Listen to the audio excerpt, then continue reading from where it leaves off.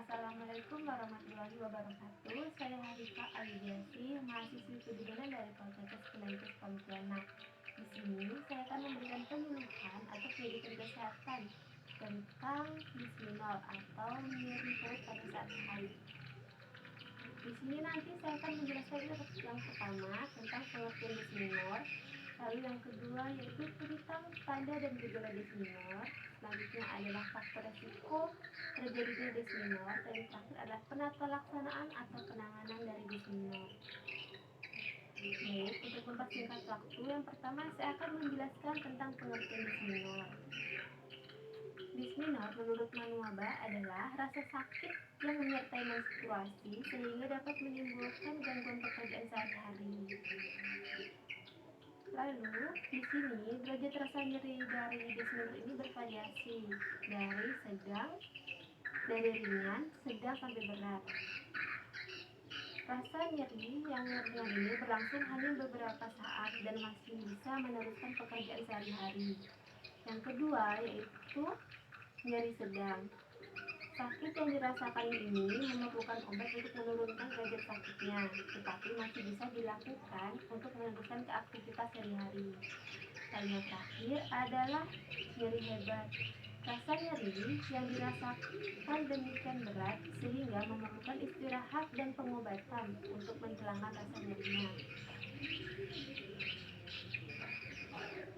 Di sini bisminol itu dibagi menjadi dua, ada bisminol primer dan bisminol sekunder.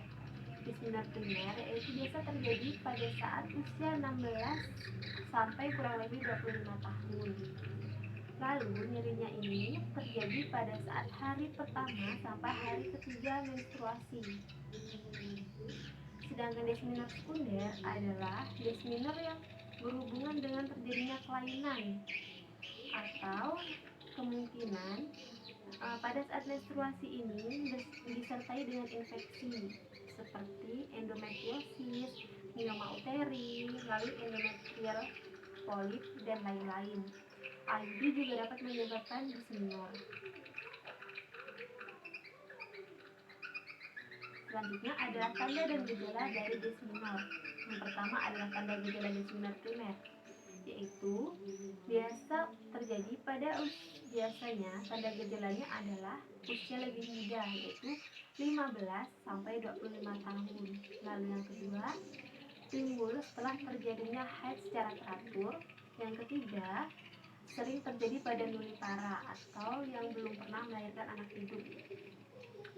Lalu nyeri sering terjadi atau sering terasa sebagai kejang uterus atau spastik. Dan nyeri timbul mendahului hari pertama atau hari kedua haid. Sedangkan tanda dan gejala dari bisminol sekunder adalah yang pertama, usia lebih tua. Bisminol sekunder ini jarang terjadi pada usia sebelum 25 tahun. Lalu yang kedua, cenderung timbul setelah 2 tahun siklus haid teratur. Selanjutnya, tidak berhubungan dengan siklus paritas. Lalu, nyeri sering terasa terus-menerus dan tumpul. Dan yang terakhir, nyeri dimulai saat haid dan meningkat bersamaan dengan keluarnya darah.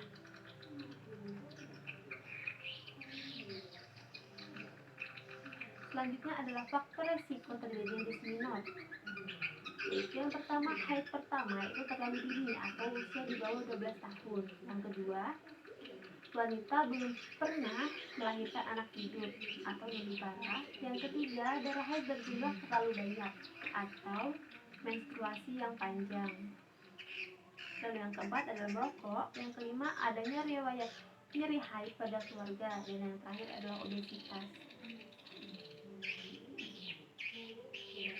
Lalu bagaimana sih cara mencegah dari bisminol? Bisminol ini dapat dicegah. Yang pertama itu dengan menghindari stres. Yang kedua, memiliki pola makan yang teratur. Yang ketiga, istirahat yang cukup. Yang keempat, usahakan tidak mengkonsumsi obat-obatan anti nyeri. Lalu yang kelima, hindari mengkonsumsi alkohol, rokok, dan kafein atau kopi karena itu dapat memicu bertambahnya kadar kolesterol. Lalu yang terakhir adalah gunakan bantal pemanas atau kompres punggung bawah serta minum minuman yang hangat karena ini dapat juga untuk meredakan nyeri pada saat haid. Lalu yang terakhir, bagaimana sih cara penata laksanaan atau pengobatan yang bisa kita lakukan di rumah? Yang pertama itu istirahat yang cukup. Lalu yang kedua, olahraga yang teratur. Yang ketiga, banyak minum air putih. Hindari makan makanan yang asin atau menghindari mengkonsumsi garam yang berlebihan dan minuman yang berkafein. Lalu yang keempat adalah relaksasi. Relaksasi ini dapat membantu meredakan nyeri. Lalu, jika dysmenorrhea ini terasa atau sangat sakit sehingga tidak bisa melakukan aktivitas sehari-hari dan memerlukan obat dari tenaga kesehatan biasanya akan memberikan obat seperti obat analgetik, yaitu seperti aspirin, kemudian biasa asalufenamat, dan juga nanti akan diberikan vitamin C dan tablet tambah darah. Baik, itu tadi yang saya jelaskan tentang dysmenorrhea. Apakah ada yang kurang jelas atau ingin ditanyakan? Baik, jika tidak ada yang ingin ditanyakan atau sudah jelas, cukup sekian yang bisa saya jelaskan. Saya ucapkan terima kasih. Jika ada yang salah, saya mohon maaf. Saya tutup. Wassalamualaikum warahmatullahi wabarakatuh.